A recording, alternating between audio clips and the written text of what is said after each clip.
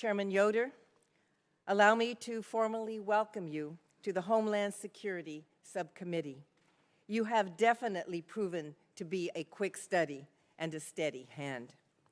I believe that you and I are off to a good start in building that same kind of constructive working relationship.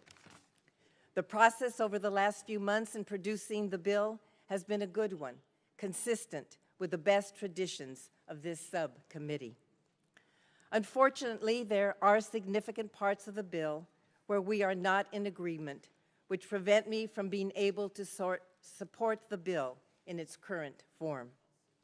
From a taxpayer perspective, the most prominent area of concern is the $4.9 billion in the bill for new border fencing.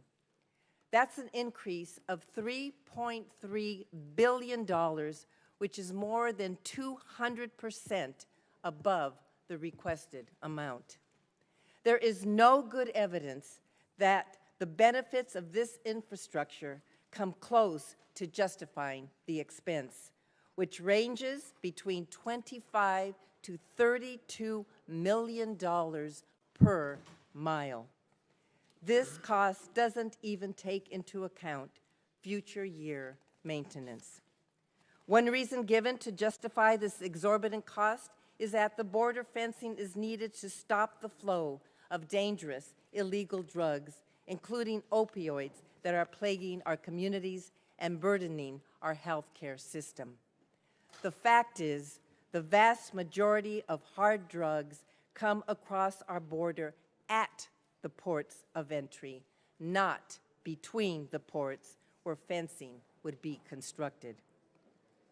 I am pleased the Chairman's mark does make smart investments in port of entry inspection technology. But we could do so much more if we didn't waste money on unnecessary border fencing. There are many other urgent priorities in this and other bills we should be using our funding to support. At the top of the list is investing at a minimum $750 million in FY19 for a heavy polar icebreaker for the Coast Guard. This funding was requested by the administration because the United States is at an increasing disadvantage in the Arctic with a stronger presence of the Russian fleet and with China building more of its own icebreakers. We can no longer afford to delay, yet the requested icebreaker is not funded in this bill. I will be offering an amendment to provide this much-needed funding during our markup today. This bill would also increase the average daily population of immigrants in ICE detention from the current 40,520 to 44,000 and support the hiring of more than 300 ICE enforcement and removal officers. Well below the requested 52,000 detention beds and 1,700 enforcement and removal officers, the bill would nevertheless support the administration's efforts to vastly expand immigration enforcement activities in the interior of the United States. Those ill-advised efforts detract from the need to focus on truly dangerous criminals and those who will do our country harm. They instill panic and confusion in communities across the country, including my district, the 40th Congressional District of California. Also, they are increasingly upending the lives of individuals and families who have lived in this country for years or decades and are contributing members of our communities. Furthermore, ICE has refused to live within its means. During the past few years, it has routinely exceeded the rate of operations and the number of detention beds funded by Congress. This has required the Department to transfer funds from other important components to make ICE whole.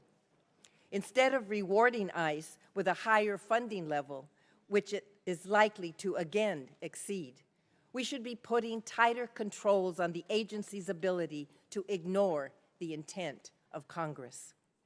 Mr. Chairman, There have been bipartisan agreements on ICE funding in the last few appropriations cycle. If we hope to achieve a similar agreement for FY19, the bill needs to include guarantees that ICE will adhere to the direction we give the agency. The unnecessary CBP infrastructure funding and the ICE enforcement and removal funding, including the detention beds, are what primarily preclude Democrats from supporting the bill. It is unfortunate because we are in agreement on much of the rest of the bill, which makes a number of smart, forward-thinking investments. For instance, the chairman has included CBP funding for 371 more custom officers, funding to hire specialized personnel to provide medical and mental health screening and referral services for unaccompanied children.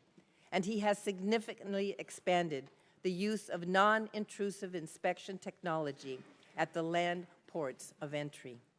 For ICE, the bill provides an increase for child exploitation investigation programs and new resources for the HSI Victim Assistance Program, which coordinates services for trafficking and forced labor victims who help ICE with criminal investigations. Elsewhere in the bill, there are enhancements for the child care subsidy for Coast Guard personnel, significant additional investments above the request in cybersecurity, with a particular focus on election system security, and level or increased funding for FEMA preparedness grant programs. These and other increases in the bill are all good investments, but there are others we could be making if the bill were not saddled with a nearly $5 billion price tag for border infrastructure and unwarranted ICE increases. For instance, I would like to see an even stronger investment in new customs officers, an increase above last year for the Science and Technology Directorate, and a restoration of TSA's Law Enforcement Officer Reimbursement Program and visible intermodal prevention and response teams. Hopefully, we can address some of these needs in today's markup or further along in this year's process. I do, however, commend the chairman on the many constructive reporting and oversight directives in the report. The chairman and his staff did their best to address the concerns of all the members of this committee and more broadly of the House.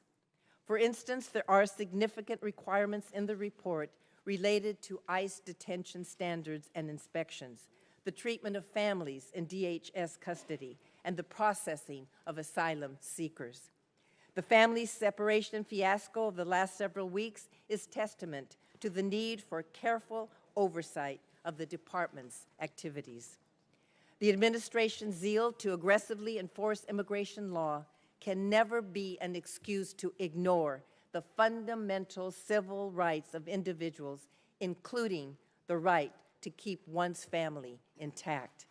Nor can it be an excuse for the inhumane treatment of immigrants, especially the abuse of immigrant children. Mr. Chairman, in closing, I again express my appreciation for your forthrightness and willingness to work with the minority. The large controversial issues always seem to overshadow the good bipartisan work we do together to provide oversight of the department's activities and to ensure that its more than 240,000 personnel have the resources they need to successfully carry out the department's important missions. That work would not get done without the hard work of staff. So I want to be sure to thank them, both majority and minority, and personal staff.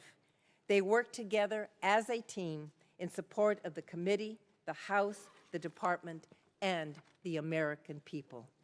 Mr. Chairman, I look forward to continuing our work together so by the end of this year's appropriations process, we can produce a final bill that both sides can fully support. Thank you, Mr. Chairman. Thank you.